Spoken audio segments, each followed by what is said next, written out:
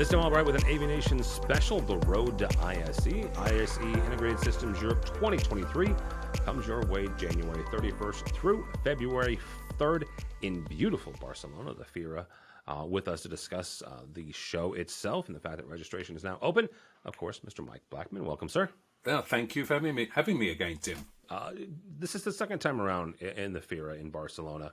Talk for a second about some of the things you learned in 2022 that maybe you guys are doing different or maybe improving for 2023's ISE. So, I mean, certainly the venue is a dream to be working with. And I think the feedback we got from attendees and exhibitors is they were able to navigate the venue much more easily. You came in on the south entrance and you had that central walkway that went underneath into all the halls, or you could take the fast track over the top on the motorized walkway and go down to any hall you want to and see what's great views down on the halls from the top there as well. We've done something. I think a lot of things that our attendees learned was about the transport. We had free transportation on the public transport in the city. There's always a long wait for taxis when, several thousand people come out of the showgrounds at 6 o'clock. And there are only so many taxis. They're only made for the normal times, not for when the big show's in town. So there's a wait, but there are two metro stations. They take you into town. They take you to most of the hotels, so you can get around quite easily. So that was another learning. The other thing, we had a lot of criticism about the badges. It was something we went paperless as a result of COVID to try and mitigate the touch points. We'd gone so far in that we couldn't change back, and we thought, well, actually, we should be going digital. Let's try it. Unfortunately, our exhibitors didn't like that.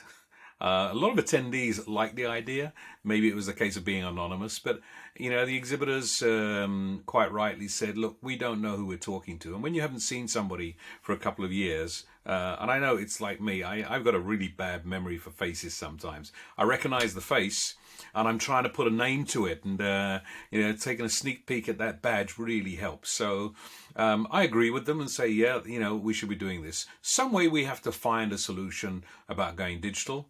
I don't know what it is yet, but we're looking into it, trying to find a better way to manage that. But for ISE 2023, we'll have paper badges again. So that's another learning we've had there as well. We co-located with the IoT World Summit. We'll be doing that again. It was a big benefit for a lot of our exhibitors seeing IT people coming into the show. And the same way, the guys in that part of the show were pleased to see AV people as well. So this was another benefit there as well, and we're repeating that. What else did we learn? We certainly would change the show hours. We tried to go the Spanish way by being a bit later. I think our people are not used to that yet, so we're changing the hours, starting earlier and finishing at 6. It helps certainly for a lot of those companies who want to do after show events. We one of the reasons why we also, we said, okay, let's do as the Spanish do and start late. And we also know that a lot of the restaurants don't open till about 8 o'clock. So we said we should finish the show at 7 o'clock. And if people want to go straight out, they can actually do that. Again, it's something else we've learned and made some changes about. So registration is now open. You can register at iseurope.org. Avixa and Cedia are both co-owners. They own 50-50 of that. Talk for a second about it, Mike, about the two of them and their conferences, the programs they're putting on, the education being put on by these two AV associations.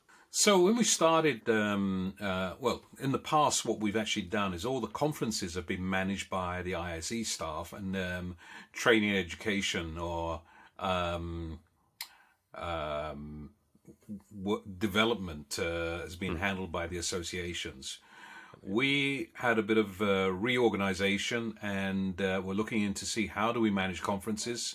And the association said, look, that's our domain. We should be doing that. So what is actually happening is we're still going to have the same conferences and a few more as well.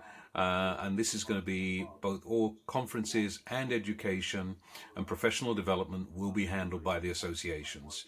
So smart buildings, smart workplace, digital signage, etc. A lot of the same conference chairs, but the associations more directly involved in managing and creating those. The second point is that we're moving those conferences up into the proper conference rooms. It was nice to have them on the show floor, but we always end up with an issue of noise for the exhibitors who are near the conference rooms that are on the floor, and also for the conference sessions when an exhibitor's doing a demonstration. So we're moving those up, and this will be on the walkway, so if you're coming in at the south entrance, you head up on those escalators that go to the top of that floor and head along there, and the conference rooms are on that floor. So really easy to get to. It makes it easy for us to have some of those pre-show conferences as well without having to take people over the show floor. So a lot of changes in how we manage that. That second floor walkway was a very nice surprise. Not that the show floor wasn't fantastic and they had all the pretty displays and everything, but that second floor, first of all, that's where a bunch of the conference rooms were, but you could jump up to that second floor walkway and just kind of jump over to the next hall, the next meeting, whatever. That was a very, very nice surprise. Yeah, so we're going to use more and more of those, and I'm sure we'll be finding AVNation's studio up there again as before. Yeah, absolutely. One thing that you guys are doing different this year is content creation and content delivery, and not for nothing, this is part that I'm really excited about. It's what AVNation does. It's content creation. My day job at CTI and our marketing department, we do a lot of content creation as well as creating content for our customers. Talk about this move where you've got some of the big players in broadcast, you've got some of the big players in content creation, but not just the content creation, but also the content delivery. One of the things we didn't really focus on, but it was always in the show when we were in Amsterdam, was broadcast. But even that has changed, and particularly after the pandemic, we find a lot of corporate TV companies creating their own studios, creating their own content for employee communication, for creating content for their customers, or even conferences. One of the things you saw at last year's, at the ISE we just had, was a lot of the LED manufacturers showing virtual studios. And the demand for solutions in this direction has just grown. And basically we've had a lot of TV studios from Spain coming to us and saying, we want to be part of this, we want to be on the show floor and show what we do, and show, they're selling content as well.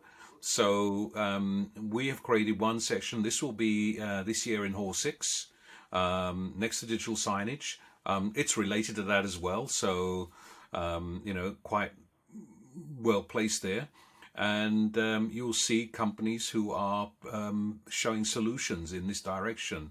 We've always had on the content delivery side IP-based solutions there, and we're seeing more and more of what is being offered in terms of content being delivered over IP platforms. So yes, you're going to see a lot more, and it's going to be focused. A couple of the major TV studios from Spain will be taking large spaces and showing how they create content. And some pretty creative stuff, actually. Hopefully by December we can tell you a little bit more about what they're doing, but obviously they're keeping it a little bit under wraps for the moment.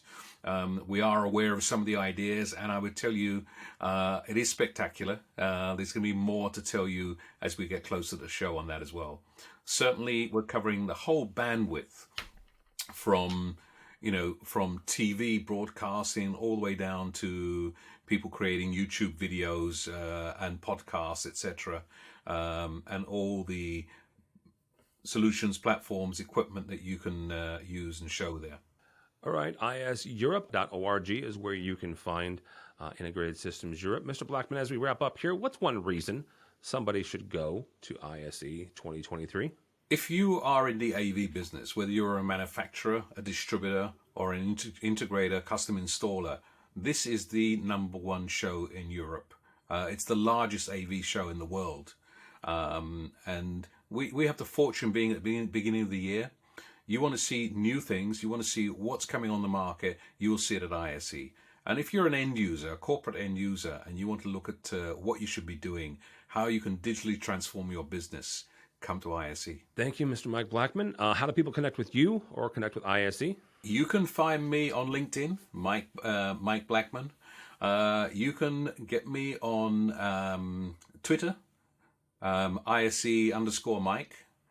And where else can you find me? My email, mblackman@iseurope.org. Very easy to find me. Most importantly, find us on our website, www.iseurope.org. You'll find the registration link there. You'll find all the information about the show, how you get there. Use our hotel services there. We're running about 20% below what Booking.com is offering in terms of pricing there as well. So with our agency's been able to negotiate some excellent prices to help you find the right place. All right, Mike Blackman for Integrated Systems Europe. We'll see him January 31st through February 3rd in Barcelona for Integrated Systems Europe 2023 for us, for AVNation. Go by our website, avnation.tv. That's avnation.tv. And follow along as we also head to Europe, to Barcelona for Integrated Systems Europe 2023. All that and more at avnation.tv. That's avnation.tv.